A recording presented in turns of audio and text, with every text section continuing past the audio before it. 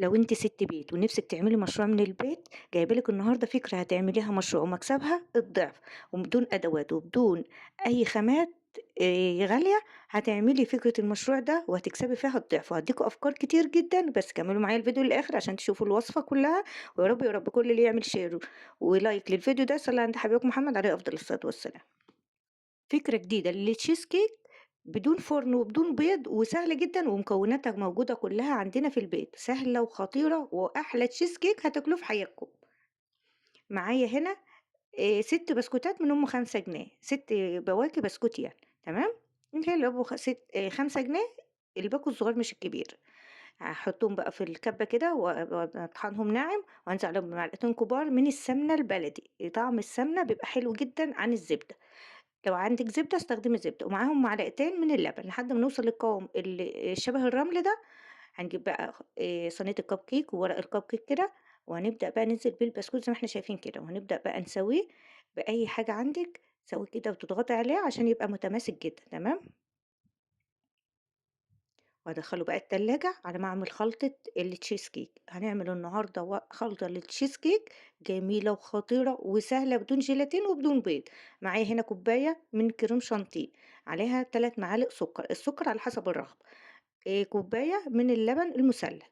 وهاضربهم كده لحد ما الكريمة بتاعتي تتماسك، وأنا عايزة الكريمة هنا تكون تقيلة، تمام، ما تكونش خفيفة عشان الإضافات اللي هنضيفها ما تبقاش معانا سايلة. هنضرب الكريمة لحد ما تعمل معانا المنقار التقيل ده، هننزل عليها بمعلقتين كبار من الجبنة الكريمية، أي جبنة كريمية خفيفة الملح تمام، وهانزل عليها بكوباية من الزبادي، لو أنتم بتحبوا طعم الزبادي وطعم الجبنة اللاذع شوية ضيفي علبة الزبادي كلها، بس هي طعمها يكون خطير، وأضربهم كده زي ما أنتم شايفين هتعمل معانا المنقار كده، هاجيب بقى أي حاجة عندي معلقة الآيس كريم كده ونبدأ نعبي بيها عشان تبقى كلها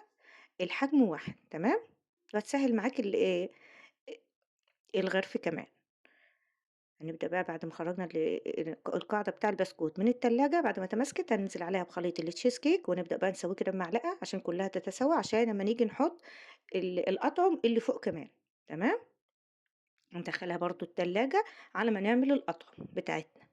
هنا معايا كيس من الجيلي بطعم المانجا بأي طعم أنت حاباه، ضِفت عليه كوباية واحدة عشان أنا عايزاه تقيل، كوباية واحدة من المَيّة السخنة، طبعًا الكيس بياخد كوبايتين مَيّة، أنا حطيت كوباية واحدة، وعملت برضه كيس بطعم الفراولة، هنا برضه كنت مسيّحة شوكولاتة على حمام بخار، مسيّحاها بس وضايفة لها معلقة من الزيت، تمام؟ لمّا بردت والجيلي برضه برد معانا خالص، أهم حاجة تكون الشوكولاتة بردت، الجيلي برد برضه على الرخامة، برد خالص، خالص، خالص، هنبدأ بقى نطلّع الcheese cake بتاعنا ونضيف الأطعمة، ممكن بقى لو أنتِ هتعملي مشروع من البيت تستغني عن الجيلي وتستبدليه بأطعم تانية صوص فراولة، صوص مانجا، عشان تبقى معاكِ عشان الجيلي لمّا بيمشي بيطلع من التلاجة طبعًا وقعد فترة برّه التلاجة بيسيح، هتستبدلي بقى بطعم اللوتس، أي أطعم أنتِ من الأطعم الجاهزة تستبدلي بقى إيه الطبقة الأخيرة كده بالأطعم اللي إحنا بنشتريها جاهزة، لو أنتِ هتستخدميها في المشروع عندِك، أنا عشان عاملاها في البيت للبيت، فأنا مستخدمة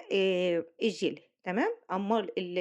الشوكولاتة كانت متماسكة وجميلة جدًا وطعمها خطير، خطيرة، خطيرة. شايفين بتطلع من معاكِ من الورقة بتاع الcheese cake هتقدّميها بالورقة أو تطلّعيها بالورق اللي أنتِ عايزاه. ومش بقى تسلم إيدِك يا مرمر، وصفتنا النهارده تستاهل كام من 10 وما تنسوش تصلّوا على النبي في التعليقات عشان أكسب ثواب أنا وأنتم، والسلام عليكم في وصفة جديدة.